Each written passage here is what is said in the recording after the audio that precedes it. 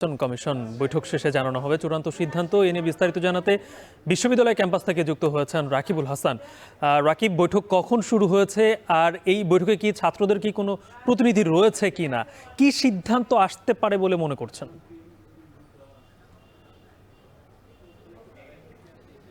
গালিব, বিভিন্ন মত আছে আসলে এখানে। আমরা সকাল থেকে দেখছিলাম রাজশাহী বিশ্ববিদ্যালয়ের 4টি প্যানেল এবং হল সংসদের যারা প্রার্থী, একই সাথে কিন্তু স্বতন্ত্র প্রার্থীরা, তারা কিন্তু একটা মতামত দিয়ে গেছে নির্বাচন কমিশনকে যে বর্তমানে আসলে এই যে বৈষম্য, যেই পোষ্য কোটা বিষয়টি নিয়ে যে অবস্থা এবং শিক্ষকদের যে কমপ্লিট শাটডাউন, সেটিতে আসলে শিক্ষার্থীদের উপস্থিতি কমেছে বিশ্ববিদ্যালয়ে, এমনভাবে কিন্তু নির্বাচন কমিশনকে তারা বলেছেন।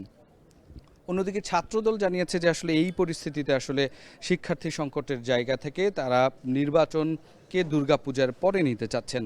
আবার একই সাথে কিন্তু ছাত্র শিবির কিছুক্ষণ আগেই কিন্তু নির্বাচন কমিশনের সাথে দেখা করেছেন এবং তারা গণমাধ্যমদেরকে জানিয়েছে যে আসলে তারা মনে করছেন যে শিক্ষার্থীরা শতভাগ আছেন এবং আশপাশের জেলাতে যারা গিয়েছেন তারা নির্বাচনের দিনে আসবেন বলেও তাদের এজিএস প্রার্থী আমাদেরকে জানিয়েছেন। তো সেই ক্ষেত্রে তারা চান যে 25 তারিখে নির্বাচন অনুষ্ঠিত হোক।